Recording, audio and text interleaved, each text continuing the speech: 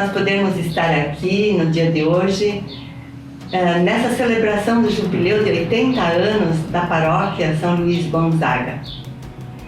É com muita alegria que a gente vai relembrar as coisas que a gente viveu aqui nessa paróquia.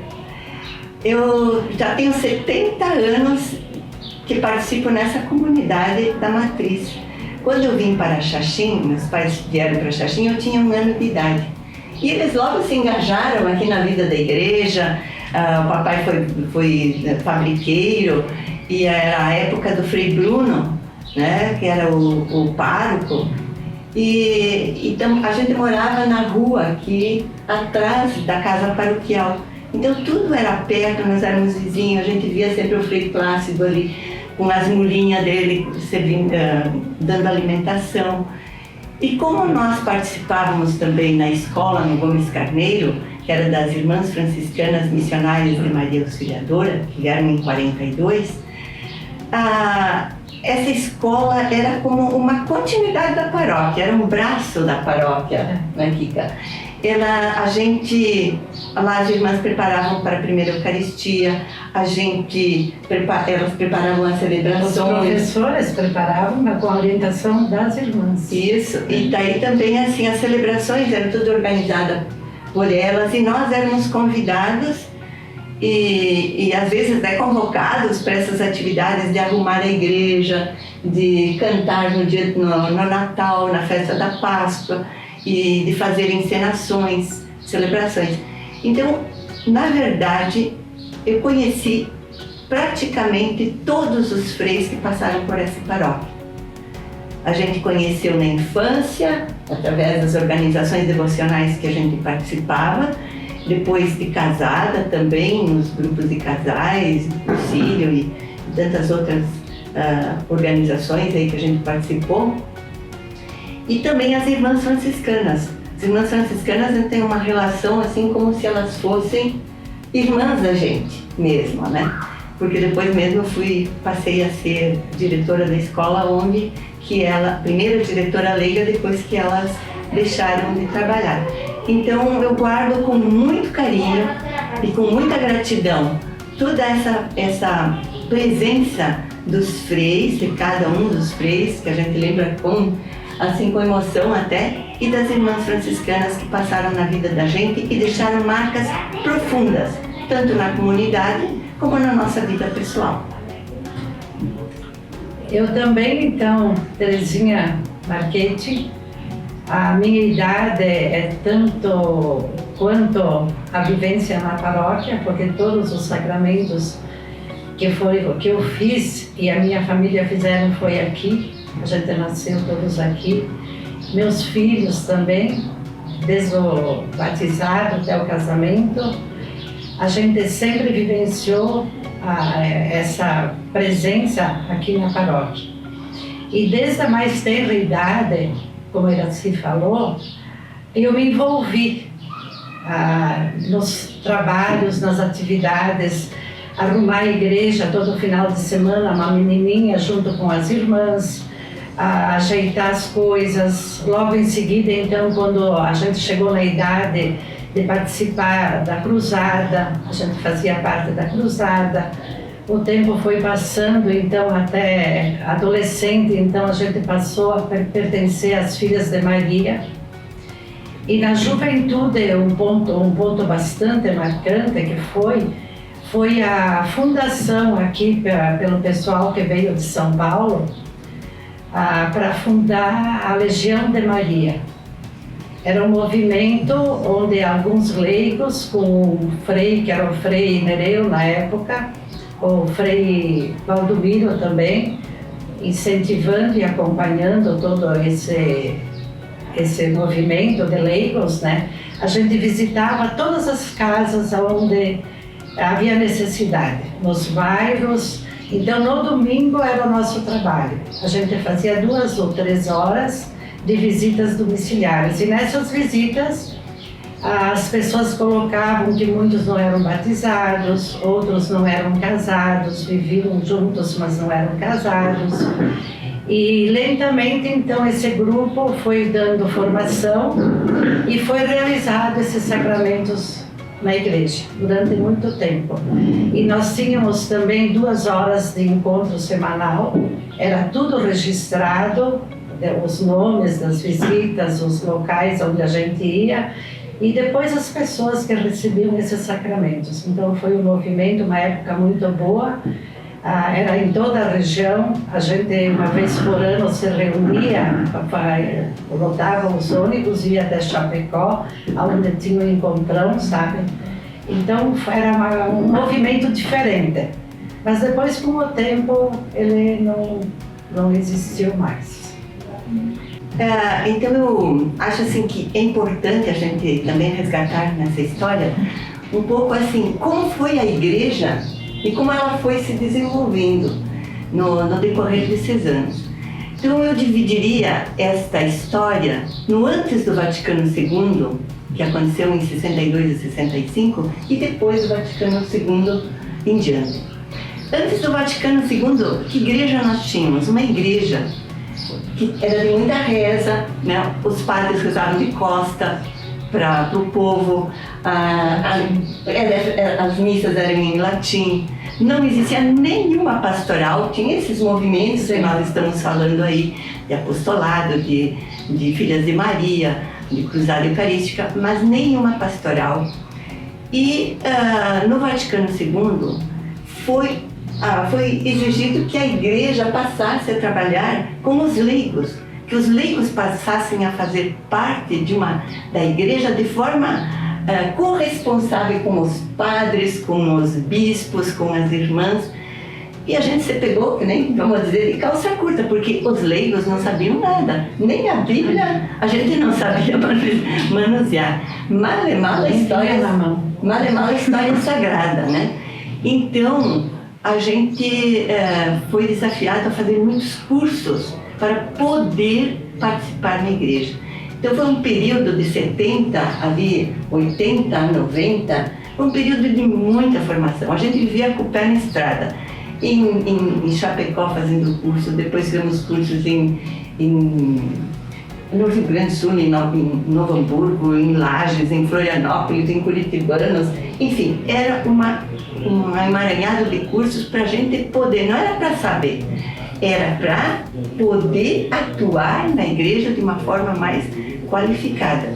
E daí veio também aqui para Xaxim o Frei Haroldo e o Frei José Luiz, com a equipe bíblica franciscana rural, com a metodologia do CEBI. E aí começamos a formar um grupo. E esse grupo, dentro desse emaranhado de formações, era um grupo que fazia acontecer na paróquia as formações para as lideranças, para os catequistas, para os grupos de reflexão que fomos construindo, para também os ministros, os conselhos de pastoral. Então os freis estavam juntos, freis, irmãs e leigos comprometidos, fazendo toda essa formação. E aí foram criadas todas as pastorais que nós temos hoje. À medida que foram sendo criadas, foram sendo preparadas lideranças para tudo isso, né? E depois, com o caminhar do tempo, até teve também na catequese a parte do catecumenato, que você participou. Seria bem mais recente, né? Daí sim, a implantação do catecumenato aqui na nossa paróquia, que foi uma das primeiras, porque a nossa diocese foi a primeira a introduzir o catecumenato em todo o sul do Brasil. E quem fundou propriamente na época foi a irmã Giovana, que era uma religiosa muito dedicada, e eu diria que graças a ela o catecumenato se fortaleceu e se desenvolveu da maneira que deveria ser. E ela permaneceu aqui 1 ano. E quando ela saiu, então quem assumiu a coordenação desse catecumenato fui eu com uma equipe de formação, porque era abrangente, não era só aqui no centro, no caso, era em toda a paróquia, né, os 4 municípios e todas as comunidades do interior. e era dado formação antes de iniciar a presencial mesmo dos jovens. Era dada toda a formação para os catequistas, para os pais, e todos os meses essa equipe se deslocava em comunidades para poder desenvolver esse trabalho, porque era muito exigente. Foi um momento assim de uma mudança muito grande, porque os pais não estavam acostumados da presença deles em todo o tempo, né, com essas crianças. Mas foi dando certo, foi uma época muito boa e que permanece até hoje, só que a experiência no início foi só para quem fazia o crisma. E depois é que começou os outros grupos, que começou desde da pré-eucaristia, a primeira eucaristia, assim por diante.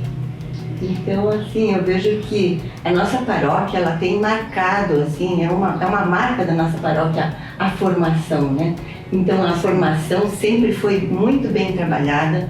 Todos os anos, por exemplo, os grupos de reflexão também o Dom José até dizia, nunca deixem morrer os grupos de reflexão, porque é a igreja, a catequese dos adultos, é o jeito de unificar a caminhada da igreja, porque o material vem. Você imagine, durante esses 40 anos que temos os grupos de reflexão, todos os anos foram feitas 3 formações para todos esses grupos nos setores. Então é uma catequese forte, também com os ministros, também com os conselhos. E esse jeito de organizar a igreja, com conselhos de pastoral, com assembleias onde o povo decide, também foi muito importante para que as pessoas sintam que não é uma pessoa que manda. Inseridas, né? São inseridos, que eles fazem parte dessa caminhada, que tem voz, que tem vez. E também, eu acho que muito importante, né, Kika, a questão das missões, que sempre vitalizaram a paróquia, né? Quando estava meio esmorecido, o povo meio cansado, uma missão reanimava todo mundo, se comprometiam novamente com a sua disposição de trabalhar na igreja, né? E também eu acho que é importante ressaltar aqui os eventos, essas celebrações dos jubileus. Eu queria citar o jubileu dos 50 anos, que foi, assim, a igreja hoje tinha 50 anos aqui. Muita coisa estava esquecida.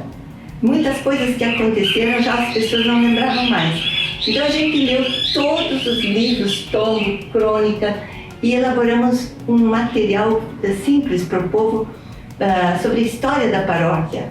E também resgatamos de todas as comunidades a história da comunidade. E com tudo isso a gente escreveu aquele livro, a Paróquia São Luís Gonzaga, uma história de fé construída em mutirão, junto com o Benjamin. Então, eu acho que isso foi tão importante, porque quando foi feito o lançamento desse livro, as pessoas vieram do interior, todas, porque aquela história era deles, eles sentiam que eles estavam nessa história, que eles foram sujeitos dessa história, e não apenas espectadores, assistentes. E até depoimentos de jovens que disseram, depois que eu li essa história da nossa comunidade, eu passei a ter orgulho do meu pai, do meu avô, né, do que eles fizeram. E diziam assim, me sinto comprometido a continuar essa história. Então, isso é gratificante, né? Foram coisas que marcaram. E acho que outra coisa assim, que marcou também, que está marcando ainda, é a questão da beatificação de Frei Bruno, né? Desse processo de beatificação. Porque foram 5 anos de trabalhos intensos, onde a gente chamou as pessoas que conviveram com ele, e houve novenas, houve caminhadas, houve festas, mas eu acho que a reflexão sobre a importância de viver uma igreja não de ostentação, não de quem quer ser mais, um mais do que o outro, mas ele nos mostrou um caminho de santidade, de simplicidade, de pobreza, de humildade, de misericórdia, de ir ao encontro dos mais pobres, dos mais necessitados. Então, eu acho que é isso que nós temos que dar continuidade nesse desenvolver dessa caminhada da igreja, né? Então, agora junto com o Frei Alex, tudo foi feito esse trabalho muito importante também, né? Que ainda está em andamento. Eu vejo também que nós temos pontos que nós já estudamos, mas acho que precisa fortificar na nossa igreja para continuar essa caminhada. Um deles, eu acho que é o compromisso social, o compromisso com a vida, com a defesa da vida. O nosso Papa Francisco diz, uma igreja em saída. Mas não é que só sair daqui para ir lá na comunidade. Uma igreja que saia do âmbito da igreja e vá para o mundo. Como tem o documento dos leigos e leigas que foi escrito pela CNBB, nós devemos ser sal e luz na sociedade. Levar isso que nós aprendemos aqui para dentro do sindicato, para dentro do movimento social, para dentro da política. Não é olhar para a lâmpada para enxergar a luz. A luz é feita para iluminar o ambiente. Então, que a gente leve essa luz de Jesus Cristo para iluminar todo esse ambiente de morte que existe, de corrupção, de dor, para mudar isso tudo. Então, a igreja, nós leigos na igreja somos chamados a isso. E o outro ponto que eu acho importante, que o Papa Francisco também pede, é a conversão ecológica. Ele diz, até as missões da juventude foram sobre esse tema, né? Cuidado com a criação, né? O Papa Francisco nos pede para haver uma conversão ecológica, porque ele diz, nós todos estamos interligados por um fio, conectados. O que eu faço de bem para você vai ser bem para todos. O que eu faço de mal para você vai prejudicar tantos outros. Então, eu acho que essa consciência, que nós já temos aqui também a Pastoral do Migrante, que trabalha com os mais fragilizados.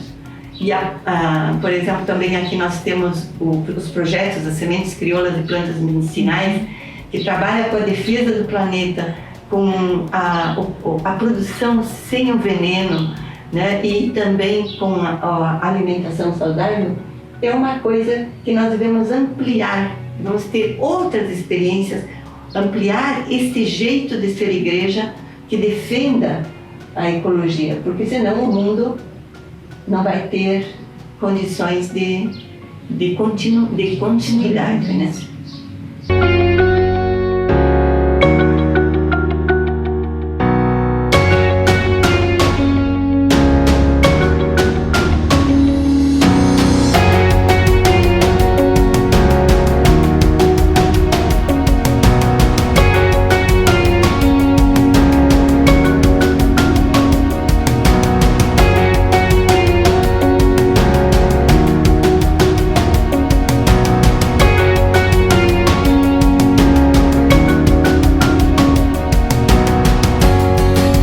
Propriamente da paróquia, mas que era envolvida a paróquia, a questão do ensino religioso, né? Assim, foi muito importante, foram anos desse trabalho ecumênico, entende? Então, por isso que envolvia a nossa igreja e as igrejas, outras igrejas, principalmente as evangélicas, né? Nesse trabalho, que era feito nas escolas, mas com a presença dos freires das escolas e também dos pastores. Então, tudo de forma ecumênica era organizado. A formação dos jovens, né, que era de aliás, desde a primeira série até o segundo grau. E também as formaturas, o Dia das Mães, todos esses eventos eram feitos de forma ecumênica. E marcou muito a nossa cidade, eu diria. E nem só a cidade, como também os arredores que participavam desses movimentos. Desses eventos.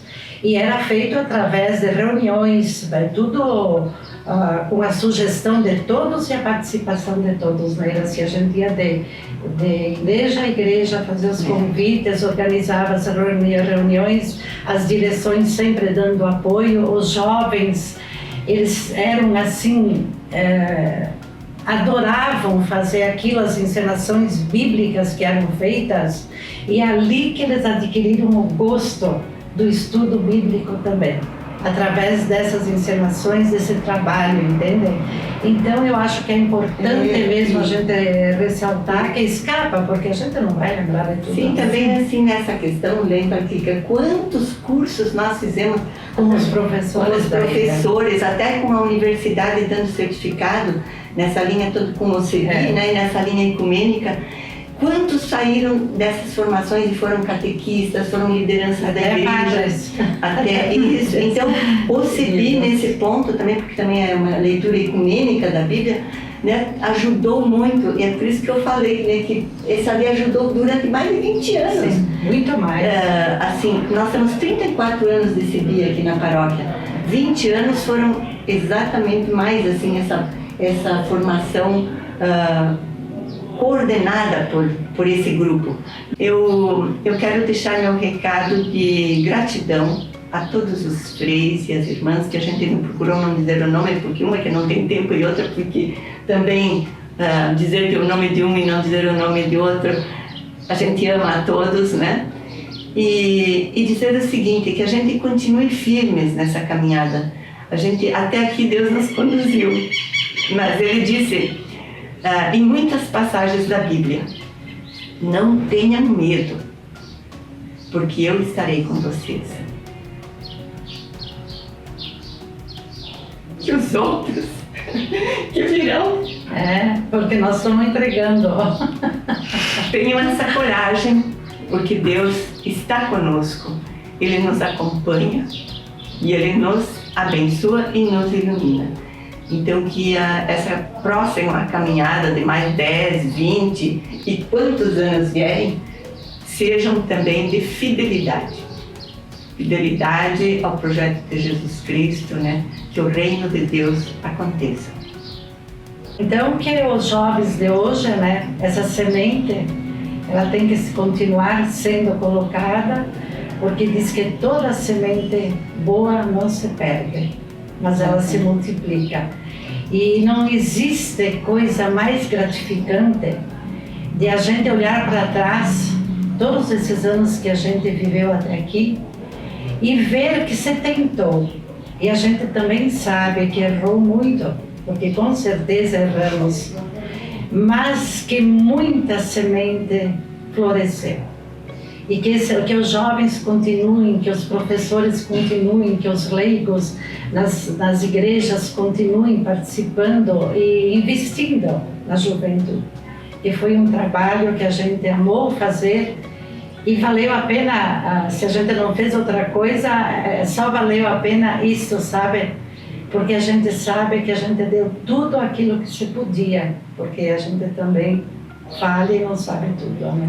E essa questão assim, de ser uma igreja, nos nossos planejamentos, nas nossas formações todas, esse sonho nosso que continue, que eu gostaria que continuasse, de ser uma igreja libertadora, a nossa igreja seja libertadora, profética, que anuncia essas coisas boas e denuncia as injustiças, e que seja também missionária, uma misericordiosa, acolhedora, alegre, simples. Então esse nosso sonho vai continuar na vida de todos, né? Os que vão continuar essa caminhada. Espero que continue.